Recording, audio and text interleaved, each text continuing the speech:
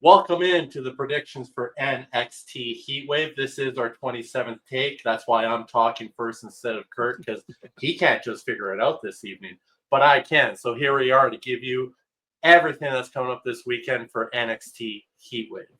Yeah, bringing the heat is NXT this weekend with Heatwave. See what I did there? Looking forward to it. The card's looking pretty stacked. I don't know how you're feeling about it, but NXT seems to always deliver week in, week out, and then their PLEs, pay-per-views, whatever you want to call them, deliver as well. We're going to run through all the matches, predict who we think is going to win and why, and all that good stuff. And I feel like it's fitting, RK, that we start with this match here since I'm an American, you're a Canadian, and it all comes to blows this Sunday. Ethan Page and Chelsea Green teaming up to take on the team of Tavion Heights and Tyra May Steele. It's a Canadian versus the United States mixed tag match, all coming to blows here. Who do you like in this one, and why? Well, who do I like in this one? It's definitely not Tyra May Steele and Tavion Heights. That being said, they are going to win this match because that's just the way, they're going to put over the young talent here. 100%. I see what you're going with that. And who do I like in this? Well, it's not Ethan Page and Chelsea Green. They're Canadians, and they're going up against my Americans. That's not true at all. You definitely like them more than you like those other two. But at the end of the day, I feel like Ethan Page and Chelsea Green are going to win. They're just, I guess they could eat the loss, but they're on fire. Well, right now. Honestly, I think we have to do this right now. Do what? I think we have to. Did we just flip the script? Yeah, I think so. I mean, I'm going for the Americans. You're going for the Canadians. This is just weird. Oh, Canada. Don't know. My home and native land. That's not the words. God save the land that we grow and flourish. No, okay, this was a mistake. Yeah, you're right. I thought you were gonna go for the national anthem. No, I'm not gonna butcher your national anthem. That's just. I had the first part. What is it? It's disrespect. No, you did not have the first. Oh, Canada! Good job. Oh, Canada, our home and native land. Can we just stop? Do you guys say "God save our land" though? Right, that's in there. You can do it in French though, right? No, that's just no. All right. Well, I'm going for Ethan Page, Chelsea Green. You're going for Tavion Heights. You're a national anthem in fucking Mexican. Why would we do that? Exactly. I'm not. I was about to really attempt it. Have I ever spoken French to you once? You have actually. Tabernacle. Okay, let's go. Killed it. I'm going to Ethan Page, Chelsea Green. You're going Tavion Heights and Tyra May Steele. Up next is the match between Jordan Grace and Saber Queen. What the fuck is that shit? Let's go. Jordan Grace and Blake Monroe. Jordan Grace swears to show Blake Monroe what ugly really is in this grudge match of a friendship that lasted a matter of a week. Who do you like to go out on top in this one? The way that this is playing out, I would love to see Blake Monroe take the win here. But that being said, Jordan Grace cannot afford a loss here, as she literally came in as the juggernaut and has done absolutely nothing. Right. Really, when you think about it. But anyways, nonetheless, the way this all works is Jordan. She's going to be getting the push now. She should be the next one to be the NXT Women's Champion. I got Jordan on this match. I got Jordan as well because I think Blake Monroe's character can eat losses and still be as good as it is. But we've seen that side back, when she was wrestling Toni Storm in AEW. They had the best storyline in AEW that year between them two. And it's not hard. Yeah, fair. But Blake Monroe's storytelling is really good. She had a great feud with Toni Storm, and this is kind of just her first. Like, I feel no, we're not going to get into it. That's This Week in Wrestling. Yeah. Not good. I tried to. In one of the 27 takes we did, I started that and we had to cut and reset because this is not predictions for Heatwave. So we're both going Jordan Grace for this one. Wouldn't be surprised though if they give Blake Monroe the win here because Jordan Grace is that much of a juggernaut. But I'll stick with Jordan. Blake's not winning this match. There's no chance in hell. NXT Women's Championship #1 contenders match is a triple threat between Jada Parker, Kalani Jordan, and Lola Vice. What do you think about this one. Did you say that right? Yeah, I did. Jada Parker versus Kalani Jordan No, versus triple Lola threat Vice. match for the NXT Women's Championship. Did you I said say that? NXT Women's Championship #1 contenders match, triple threat. I said it. We'll play it back, and I'll be right. Roll the tape back. Oh, maybe it'll be. Maybe it won't be. I don't fucking know. Either way. I want Jada Parker to win this match, like a lot, but I feel like they're going to give it to Lola Vice. Yeah. I'm going to Lola Vice.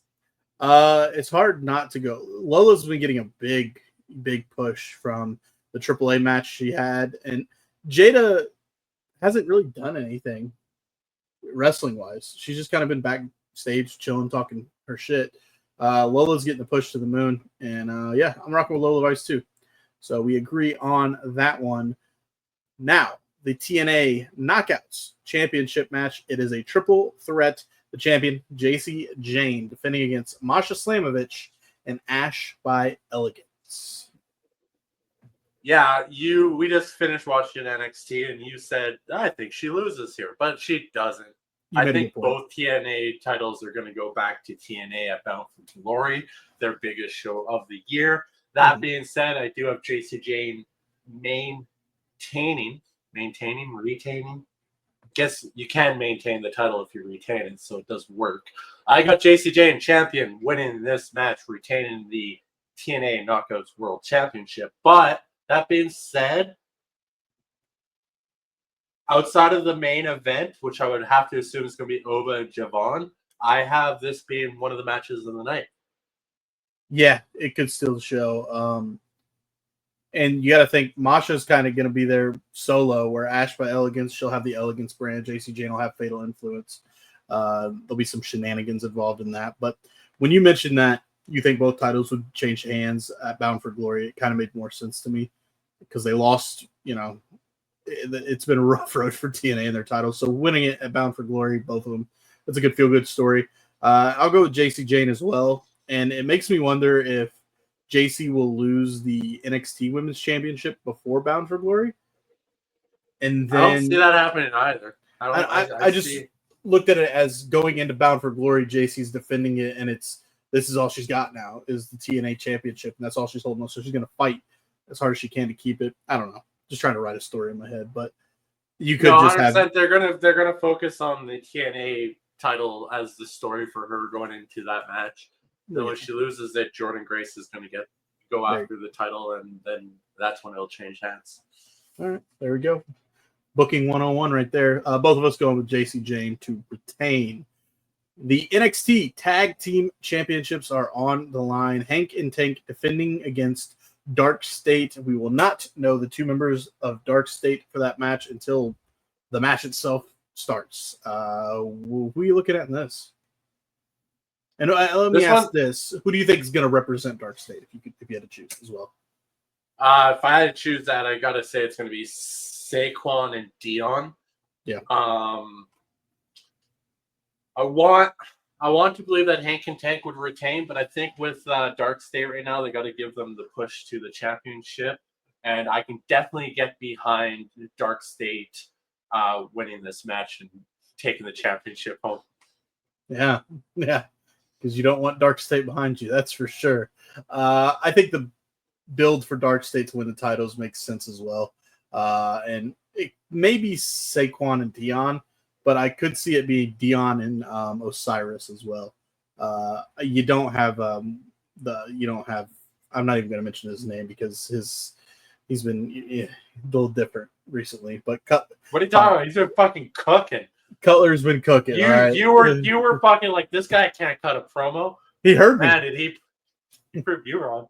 Yeah, he found a different way to cut promos. But yeah, I think Dark State is going to get the titles. You know, Shawn Michaels was running that one firsthand. You couldn't wait for the moment. Fucking laughing in the back, ready. That's so funny. And you don't want us behind you. Man, come on. Why would you say it like that? That was a good moment on NXT TV. Yeah, we're the same on that one. Dark State, new NXT Tag Champions. The main event, most likely, for the NXT Championship, Obafemi versus Javon Evans. Javon Evans, fresh off of beating Trick Williams with a little wink and a finger point from Mike Santana up in the rafters to help him pick up that win. But he goes up against Oba, and could be a good match. Could be the match of the night, but we'll see. Who do you like and thinking in this one? You know, we've never really. We're like, who beats Oba for the championship? It's not Javon here, I don't think. I got Oba in this match. That's my answer. But we've never taken the thought of, could a TNA wrestler beat Oba for the title? Moose is your option. Why not Mike Santana? I think Mike's going to take the TNA No, but title. I don't know about that because of Joe Hendry. Yeah, I know. Because of Joe Hendry. But why couldn't a TNA star be the one to beat Oba Femi for that title? They do like a flip. An NXT star's been running TNA's title, and then you get a TNA star to run the NXT title. Maybe. I see where your head's going. But I disagree with everything. Because it's happening. Javon's not fucking beating Oba. Javon Evans will be the NXT champion coming out of Heatwave, and here is why. They have shown that Javon has the fight in him. He went up against an animal in Jasper Troy, and he came out on top after taking an absolute beating. That was the way it was portrayed, and he somehow found a way to win. Oba Femi can manhandle Javon Evans, but Javon Evans' resiliency has been told over these past few weeks. They ain't bringing Oba Femi up to the main fucking show in September. When no, you don't debut a guy like Oba Femi in fucking September. They have made it seem like Javon Evans is resilient. He literally got pushed from the ring to a table, went through it, fought back to beat Trick Williams. Yes, with a little whatever. But Javon, I think it's going to happen. Oba barely loses. We didn't think Tony D was the one to do it, but Tony D did beat him. And speaking of Tony D, we wonder what's going on with him. We need more updates, see what Tony saw. And he's dead. He ain't coming back as Tony D. He's coming back as Tony T. I'm rocking with Javon just because that's my guy, day one. Rocking, go for Javon. And like I said, if fucking Kurt leading with his heart and not his head, that's fine. Most 100% on this one. Oba's a monster. Maybe it's also because I'm selfishly saying Javon is not the guy to dethrone Oba. It's not happening. Kind of want Oba to just come on up to the main roster. You can't just throw a guy like that into the mix in the middle of September. Sure you could. No, sure you could. No. Doesn't work that way. Well, then he's going to lose to Javon. Mister, I watch too much wrestling to know exactly what's going to happen next, and you think they're going to bring up Oba in September? Isn't there a draft coming? What happened to that? I don't think that's happening. I think they canceled draft it. Yeah, I'm pretty sure there's been not a peep about that. No, Oba shows up. Oba shows up at like a Royal Rumble or like a fucking pay-per-view. Yeah, no. He could show up in Paris. No. Show up WrestlePalooza in Indianapolis, Indiana. I don't care about any of these matches now. When this match ends, I can say that you were wrong. Oh, and I will admit I was wrong. You said it already, and it's totally true. I'm going with my heart and not my head. I just believe in Javon, and I think why not capitalize on Javon? Javon's not. He's way too green to become your fucking NXT champion. Anything's possible on any given Sunday. He's developed a ton since he's come in. His mic work is leagues ahead of what it was because he was horrible on the mic when he first came in. Well, but he's not your champion. He's just not. Not yet. Yeah. Not I yet. hope when we record This Week in Wrestling this Sunday post Heatwave, as soon as we come on, I can have a shit-eating grin on my face and say I was right. And if I wasn't, I'm going to be very defeated, and RK is probably going to point and laugh at me. And that's fine, too. With that being said, that is our predictions for NXT Heatwave from Lowell, Massachusetts, coming up. I did it on purpose because why not? We went this whole episode without saying the damn word. Lowell, Massachusetts, NXT Heatwave, shaping up to be a good one. Tune in on Sunday to enjoy. I think it's going to be a good show. It's been a while since NXT's had a PLE, and they always deliver on their PLE events. So it's kind of setting the stage for what's to come. What is after Heatwave for NXT? They got a couple more, I think, coming up from TV specials to PLEs, but it'll be interesting to say the least. Only if this actually would this technically be the last NXT PLE on Peacock? I have no idea. I think so. Everything's going to ESPN. We'll talk about that and more if you tune into the next episode of This Week in Wrestling. I don't know. Are NXT PLEs going to fucking to ESPN?